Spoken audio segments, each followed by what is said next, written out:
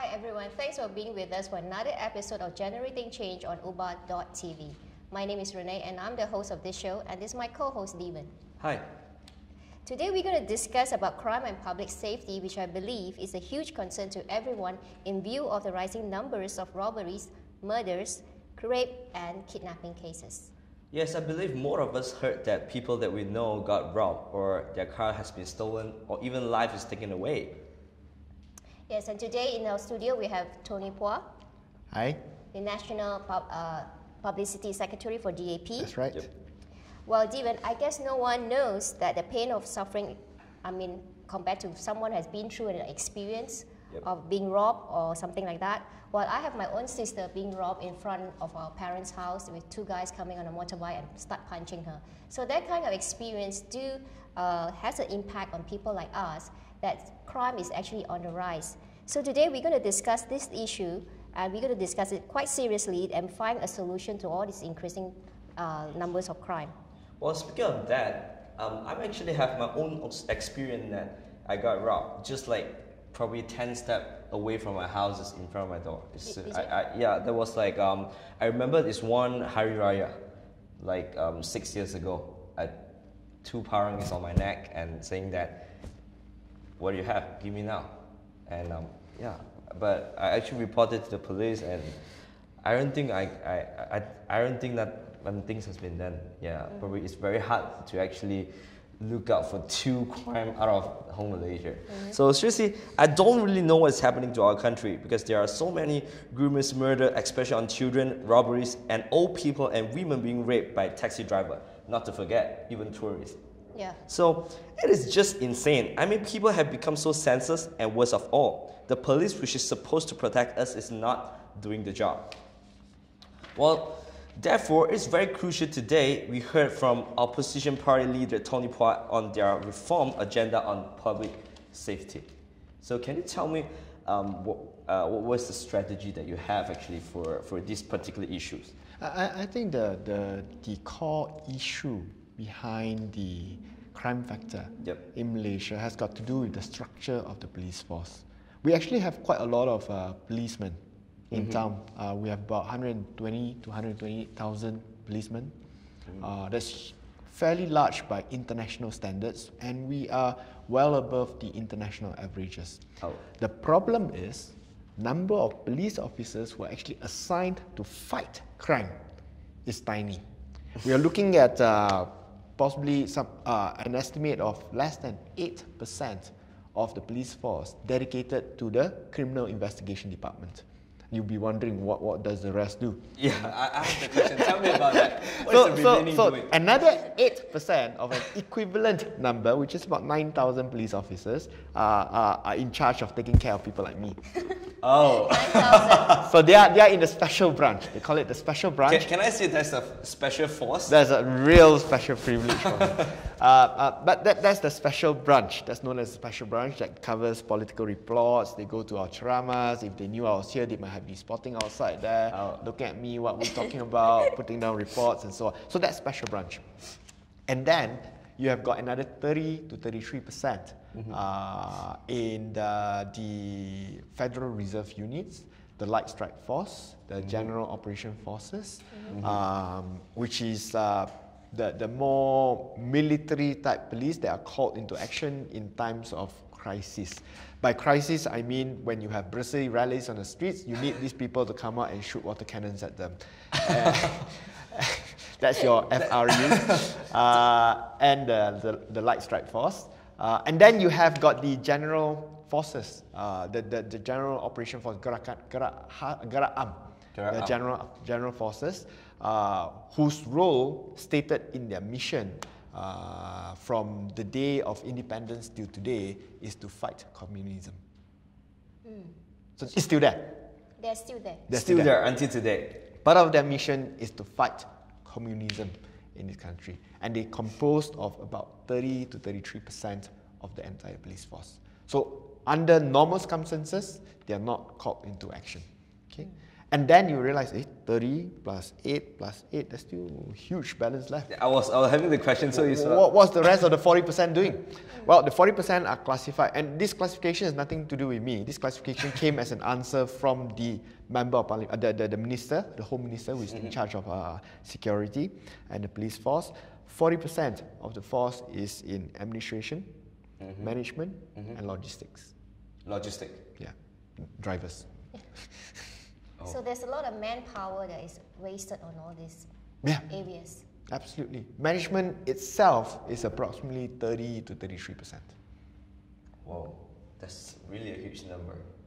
Yeah. So that's the main problem with the structure of the police force. That's number one. Number two, obviously, what we would do is to, at the very minimum, double the number of police officers assigned to fighting crime in this country. Okay, that is crucial. In fact, one of the biggest problems in this country is not only the crimes that you talked about. What about the white-collar crime? And you realize that in our courts, there's actually very little, very little prosecution of white-collar crime. Mainly because white-collar crime, commercial crime division, comprise of only about 2 or 3% of the entire police force. So there's very little expertise or personnel involved in fighting white-collar crime. Well, according to the Women's Aid organization, right, the number of rape cases has been increasing since 2006. Now, if you look at the chart here, you will see the figures, and bear in mind these are reported cases, so there could be more. But the police and Pemandu have a different set of statistics and said crime is on the decline. What's your comment on this? Well, they have a statistics which they showed us, which is hard to refute because they hold all the information. So it's a bit opaque. You don't know what is in this context. So what they tell you is index crimes. They have an index for crimes. So the index, the crime index, has actually fallen significantly over the past perhaps 4 years, 2007 to 2011, for example. In 2007 to 2011, the crime index has actually fallen by 25%, which is amazing. And in fact, if you classify street crimes, which is things like snatch thieves, okay, that has fallen by 40%. Which is an amazing statistic, which is impressive. No, that is part of Najib's transformation program. But the problem is people don't feel it. People are not feeling safer. People are not feeling that they can walk out on the streets at night. They can let their sisters, let their mothers, let their children walk out on the streets at night without being robbed. And you find that the number of households around the cities especially have been barricaded. No, if you feel safe, you don't want to spend money barricading your houses. You don't want to live in a jail. But people are doing it. So there's a huge difference between what the statistics are telling you and what the perception seems to be on the ground. But because last year there was an anonymous letter written by a supposed police officer, which provided some insight into this statistics problem. He said that he accused the police of manipulating statistics by shifting crime from indexed crime to non-indexed crime, which is a complete surprise to every single person in this country. I mean, crime is a crime. What is an indexed crime versus what is a non-indexed crime? Why is something called a non-indexed crime? So non-indexed crime, by the police definition, which they subsequently explained, is crime which are not reported. Not reported. It's reported, but not of significance in nature, or doesn't happen with, this is their term, doesn't happen with sufficient regularity to be treated as a crime to be classified under index crime.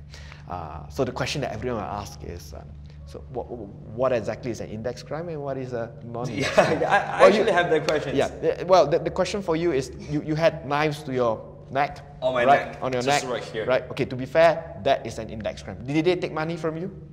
Yes, they have my money, they have my wallet, they even have my handphone, my cell Right, phone. so that's an index crime. Or, if I come to you, weaponless, okay, I threatened to punch you and you're such a whim, you gave me money, I ran away, that is also an index crime. But, if I have a small penknife in my pocket, I didn't take it out, it's in my pocket, I come to you, threatening you for money, okay, and you gave it to me, okay, that is a non-index crime. So that is classified non-index. You will be asking, why? Yeah, okay, to me, the definition of crime is that when you have something to do with my life, you harm my life, that's a crime. Yeah. And that's actually something that we deserve someone to protect us from that. But what is your definition of crime? So the question is, that is defined as a non-index crime. So the question, why is it that just because I have a penknife in my pocket, which where I did not take out, but I threatened you for money, okay, and that is considered a non-index crime? The reason is because, okay, that crime is now classified as intent to harm, but not harming, because you didn't take out the knife. So now the crimes are shifted from index crimes to non-index crimes. So under this entire process, what the police started doing whenever they catch anyone or report any cases of burglary, search for potential weapons in their pockets, and then it is a non-index crime. That's number one. I can give you another example. House break-ins. Okay, you break into a house, you found jewelry, passport, money, take it away. That's index crime. But if I break into your house, I turn the house upside down, tear down your kitchen, tear up your bed, thinking that you keep gold bars inside your bed, and turn your sofa bed upside down, and leave empty-handed because most people don't keep valuable stuff in the house anymore, non-index crime. So what has happened is that 2007 to 2011, okay, index crime has gone down by 25%. Non-index crime, on the other hand, has gone up by 69%. And this was discovered by accident. To which they have refused to answer for it. We can't just take it for granted. We asked it in Parliament, and what the minister replied, we asked, like, no, what exactly is index crime? Can you give us a breakdown, the cases, the statistics, year by year, what has happened, which district, which constituencies? And when we asked for that, the official reply from the minister is, non-index crime is trivial and not important, and hence it's not necessary for us to provide you with an answer. Whoa. So just to like sum up, which means that index crime goes down, right? But on the other hand, non-index crime actually goes up, which means they transfer. Rocketed up. Oh. It's not goes up. Went up 69%. Of course, in terms of absolute numbers, non-index crimes is actually smaller than index crimes. So overall, if you take the overall figure, crime may still have reduced by 2-3%, but it's nowhere near the fantastic figure that the government is telling us. And the reducing by 2-3%, I wouldn't attribute it to the work of the police. I would attribute it to the fact that people are now taking security into their own hands. Yeah. They are blocking up, barricading their entire tamans. Now, if after barricading their entire tamans, there's still crime, then there's a major problem in this. There's a major problem that Correct. You might be having. So the credit goes to the fact that the residents are now forced to take security issues into their own hands because they can no longer rely on the enforcement agencies to make our cities safe for them. Yeah, but we also see a lot of kidnapping cases, especially children. The interesting part is that we understand that these kidnapping cases and kids who are being kidnapped are not held for ransom, but instead they were purportedly murdered for the sake of illegal trade of organ supply for transplants. Is that true? I don't have statistics for that, but we have had anecdotal occurrence or evidences of such happenings, and it's something that we all hope doesn't happen with any regularity. You know, it's hard to determine a pattern for these things. It does happen. We have seen it happen, and we have seen missing children that are never discovered, whether dead or alive. These occurrences happen, and I suppose we need the experts to actually look at why it's actually happening. Like the case of this young boy, William. Remember that case? Yeah. Where the parents was... So till today, we still don't have an official answer as to why that has happened. So it's a bit hard to speculate the reasons for it. It doesn't appear to be things like organ transplant and stuff. So. Okay. That's very sad. Okay, I have this question. Nowadays in Malaysia, we actually observe there's a lot of rape case. And what do you think that it actually triggers more cases like this? Because I certainly think that it's very harmful to us, especially for the ladies. The problem is that the police force does have hold a view, the misguided and mistaken view, that rape cases are the fault of the women themselves.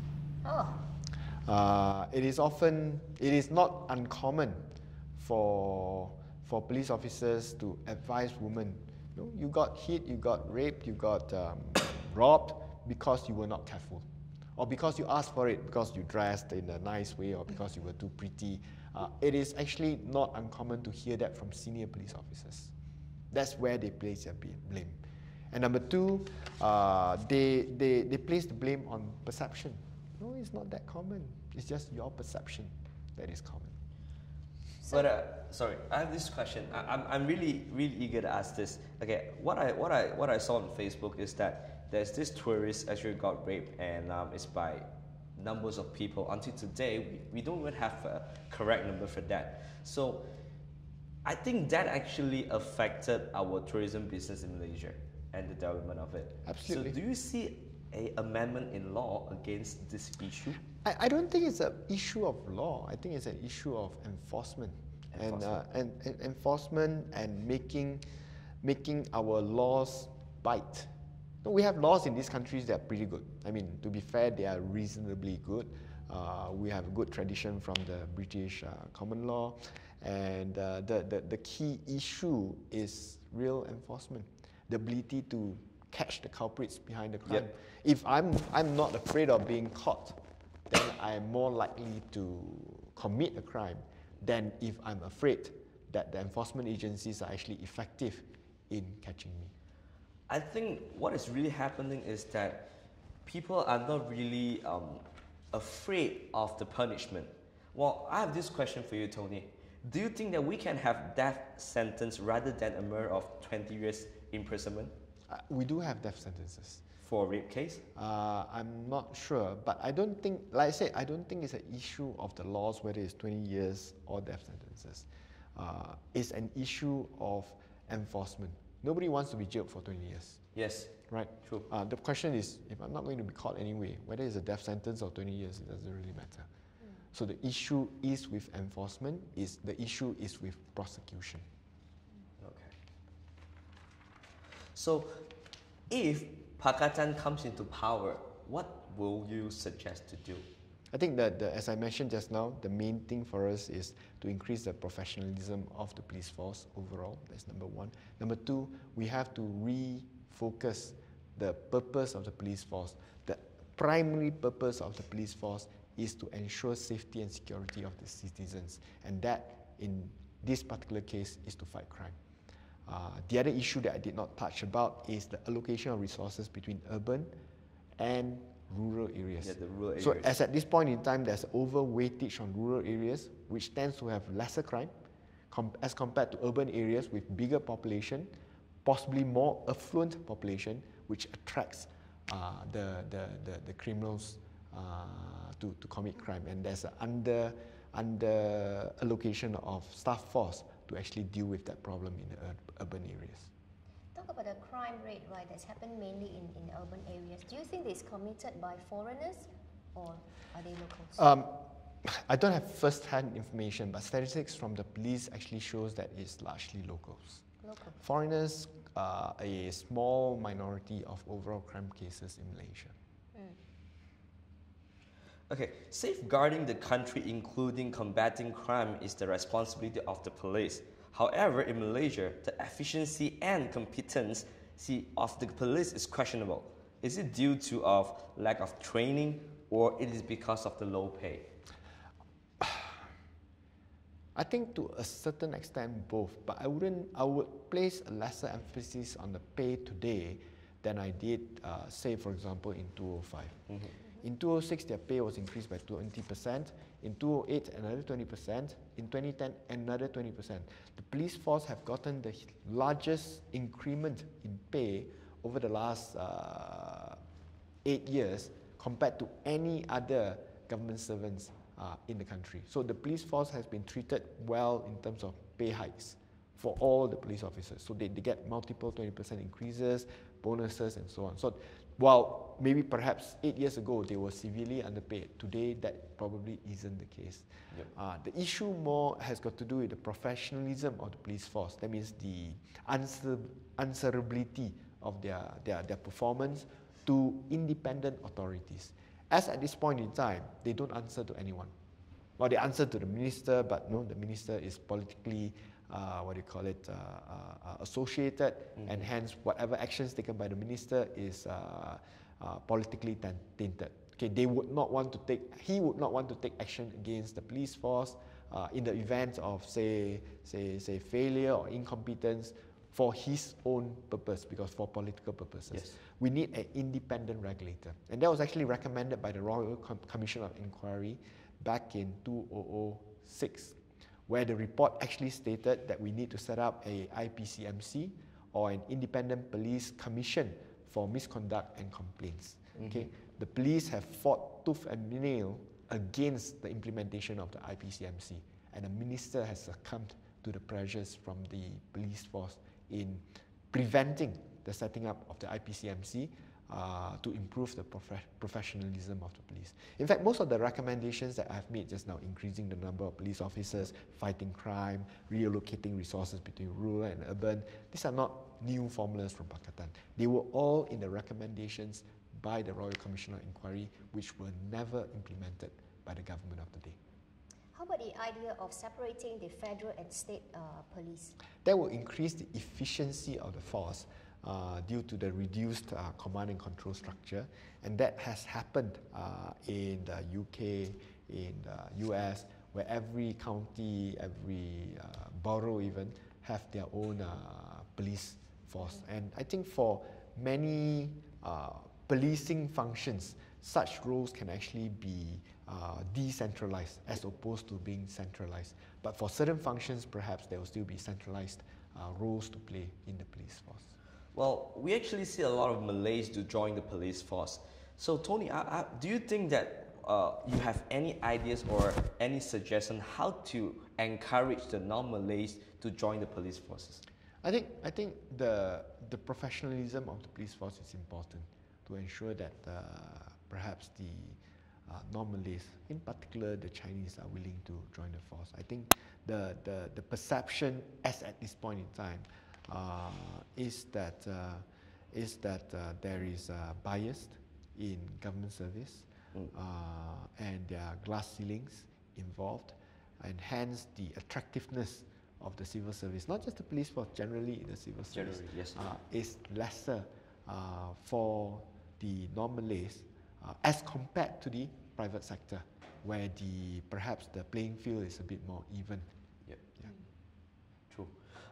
I have one last question for you, Tony. The country's budget allocated to crime prevention is only 8%, and I understand that Pakatan has pledged to increase to 300% of that allocation if you come into power. Okay, I think the numbers are a bit misleading. It's 8% of the police force budget is allocated to fighting crime. So we plan to increase the budget to the police force dedicated to fighting crime by 300%. So which means that out of the total budget of the police force, it should be at least 24%, a quarter of your budget should be used to fight crime. So that's the approach that we are taking. Because you need funds to be able to fight crime. You need equipment, you need tools, you need training, you need people, you need smarter people to do that. That's number one. But that budget thing actually brings to question the approach that has been taken by the Barisan National Government to date. The Barisan National Government sees crime as a serious issue, but it sees crime as a serious political issue, which means that if people are thinking that crime is high, okay, they will not support Barisan Nasional. So what is important is for the people to change their perception. Okay, so they look at crime as a perception issue. Crime is very low. That's what they always tell you. Okay, it's just your perception is high, it's wrong.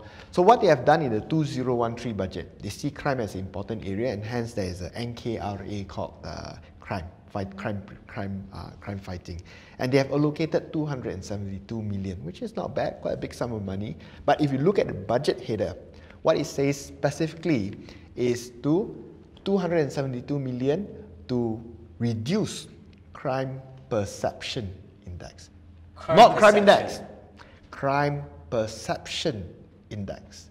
Now, to put it very bluntly, it's 272 million to brainwash you. To brainwash. That's the layman explanation, I would say. So the whole reason why fighting crime has failed badly in this country is because the people behind the policy making do not even see the problem. They deem the problem to be a perception issue. They think the numbers are rubbish. They think that people's fears are trivialized, and hence we will not be able to really crack down on crime with this set of leaders who don't think crime is a problem in the first place. Perception crime. That's really ambiguous, I would say. Yeah. So they just want to change your perception, not dealing with the actual crime issue. And sweep it under the carpet. Well, I used to remember that I actually walked to Mama's store to have food like probably 7 years ago. But today, I don't really walk, even it's like just miles away. I actually drive, and I will actually look for parking, and then the nearest one, or it's a pay parking or open parking, I have to pay that to walk to the nearest. I mean, I want the nearest distance because I want to lessen down the opportunity to get robbed. So this is what is really happening in our country right now. So anyway, we are come to an end of the show, and I want to say thank you to Tony. Thank you. And do come back on this channel, Ubah.tv, to catch our next episode. Well, till then, may we remind all the Malaysians to Ubah and vote for a new and clean government. Thank you, Tony. Thank you. Thank you.